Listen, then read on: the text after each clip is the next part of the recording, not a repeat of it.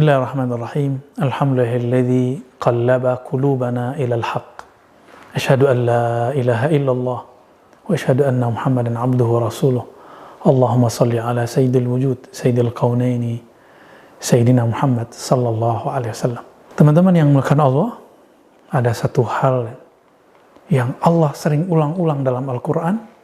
Jika kita kumpulkan, hampir mendekati 200 kali Allah berbicara, bahkan mungkin lebih, yaitu tentang qalbu. Baik dalam bentuk plural, kulub, atau qalbun, yang sudah jadi masuk dalam bahasa Indonesia, kalbu. Jangan salah membaca, kalbun pakai kaf menjadi kalbun, si guguk, dog, anjing. Tapi ini pakai qaf, qalbun. Qalbu ini disebutkan di dalam Al-Quran. Bahkan awal-awal surat dari Al-Baqarah itu memulai dengan itu. Fi qulubihim marad. Ya. Allah bercerita tentang orang-orang munafik, bahkan orang kafir sebelumnya. Khatamallahu ala qulubihim. Allah mengkhatam, menutup, mengunci mati kolbu orang kafir. Sedangkan orang-orang yang munafik, barangkali ada kemunafikan dalam diri kita. Insya Allah kita tidak masuk kepada kekufuran, tapi barangkali di dalam diri ini ada kemunafikan. Kita tidak tuduh orang, tidak mengarahkan, menyorotkan ayat-ayat ini kepada orang di kiri, kanan, depan, belakang, atau kelompok di luar kita. Barangkali ini masalah kita sendiri. Di dalam hati ini ada kemunafikan.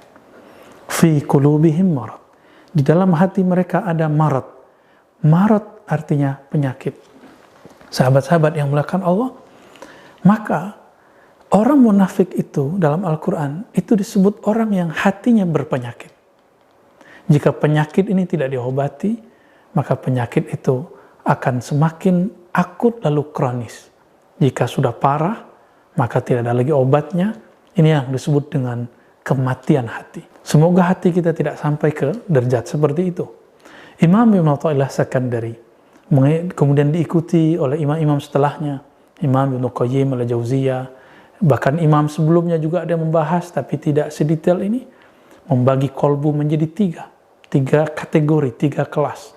Pertama, kolbun mayyit, kolbu yang mati. Kolbu yang mati, yang jika disapa tidak nyahut, diajak tidak nyahut, tidak diajak juga tidak bergerak, karena dia sudah mati. Kolbu inilah yang dikatakan dalam Al-Quran, innal ladzina kafaru sawa'un alaihim. Orang kafir itu hati mereka sama saja. Kamu ajak, kamu tidak ajak, la yu'minun. Mereka hatinya tidak percaya, hatinya tidak tersentuh. Saya yakin sahabat-sahabat tidak ada yang berhati kufur. Namun ada hati yang kedua, level yang lebih tinggi, yang lebih bagus, tapi tetap saja buruk. Qalbun marid atau qalbun munafik. Qalbu munafik. Qalbu orang munafik yang berpenyakit. Jika penyakitnya ringan, maka ditandai pernah sekali berbohong, tapi tidak setiap hari berbohong. Berjanji ingkar, tapi tidak setiap hari ingkar. Ketika bermusuhan, kemudian menyimpan dendam. Ketika diberi amanah, kemudian mengkhianati. Nah, orang-orang seperti ini, jika masih 1-2 sifat munafik, namanya di kolbunya ada penyakit. Tapi itu secara zahir. Dalam batinnya, dia bertakbir, membesarkan Allah dengan lidahnya. Tapi kolbunya tidak membesarkan Allah. Dia sujud dengan kepalanya, tapi hatinya merasa angkuh dan merasa dirinya lebih baik daripada orang di sampingnya. Dia ruku, dia respek, dia hormat kepada Allah, tapi dia tidak menghormati orang yang disuruh dihormati oleh Allah.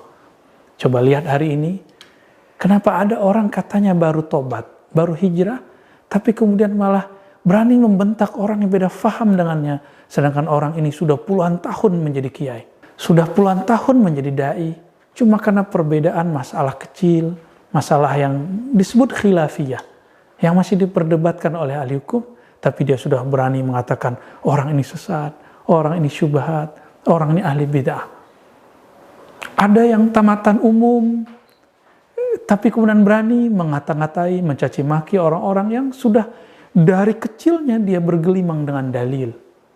Sahabat-sahabat yang dimuliakan Allah, Jika ini terjadi pada kita, baik yang mencaci ataupun yang menerima cacian itu dengan cara mencaci kembali, dua-duanya sama-sama punya penyakit di kalbunya. Maka semoga kita orang termasuk yang jika dicaci tidak membalas mencaci dan tidak memulai untuk mencaci maki. Nabi SAW mengatakan sibabul muslim fusuk, mencaci sesama muslim meskipun beda faham itu adalah tanda kefasikan.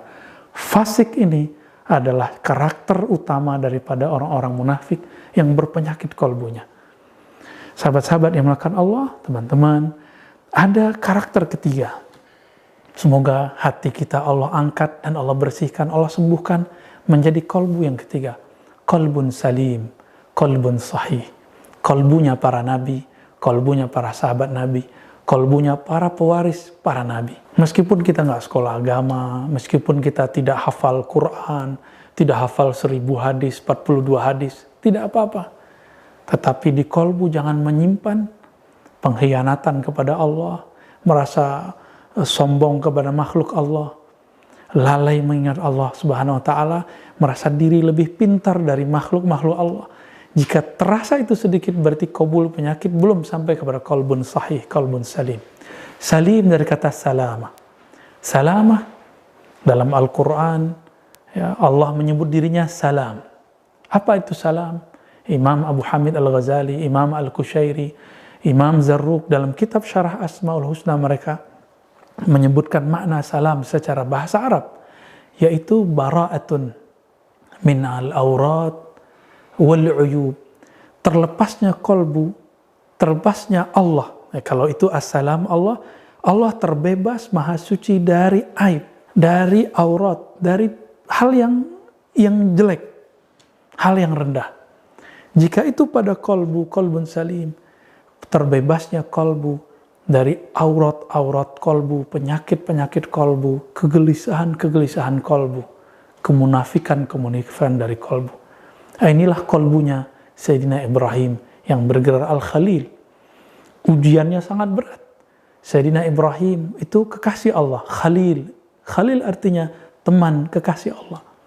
Allah jika dibahasakan bahasa orang cinta, dan ini ilustrasi semata, itu menguji Nabi Ibrahim yang sudah lama menunggu anaknya. Ternyata anaknya lahir, beliau sudah tua. Di saat beliau sedang asik, sudah menikmati punya anak keturunan. Apa yang terjadi? Allah meminta supaya Nabi Ibrahim menyembelih anaknya. Riwayat yang masyhur di kalangan ahlu sunnah itu adalah Nabi Ismail. Tapi di sebagian riwayat yang dipakai Imam Tabari itu Nabi Ishak. Terlepas dari siapa Nabi yang benar dikatakan akan disembelih. Ini adalah cara Allah menguji apakah Nabi Ibrahim lebih cinta Allah atau lebih cinta anaknya. Ternyata beliau selamat. Beliau terbebas dari cinta-cinta rendahan, cinta kepada makhluk. Di kalbunya hanya ada Allah. Inilah yang disebut qalbun salim. Maka sahabat-sahabat makan Allah, apa rahasia Nabi Ibrahim? Kenapa kalbunya salim? Ternyata qalbun salimnya Nabi Ibrahim bermula dari tauhid yang benar dan zikir yang tiada putus. Di saat beliau dilempar masuk ke dalam api, lafaz yang ada dalam lidahnya cuma satu kalimat. Hasbunallah wa ni'mal wakil. Hasbiyallah wa ni'mal wakil. Cukuplah Allah tempat aku bergantung, mengadu. Cukuplah Allah tempat aku mengadukan nasibku. Hari ini banyak orang ngeluh. Kena corona kah? Kena hidup susah kah? Penyakit kah? Kita mengadu kepada siapa? Mengadu kepada Allah atau mengadu kepada selain Allah? Tetap kita ambil asbab, sebab-sebab duniawi. Tapi batinnya jangan sampai berpaling dari Allah Subhanahu wa taala. Allah memandang kalbu. Jangan pernah palingkan kalbu dari muqallibal qulub. Maka berdoalah, ya muqallibal qulub, sabbit qulubana ala dinika wa ta'atik. Wahai yang membolak-balik hati, tetapkan hati kami dalam ketaatan kepada Engkau. Amin ya rabbal alamin. Wassallallahu ala sayyidina Muhammad. Wassallallahu ala nabiyyina Muhammad. Assalamualaikum warahmatullahi wabarakatuh.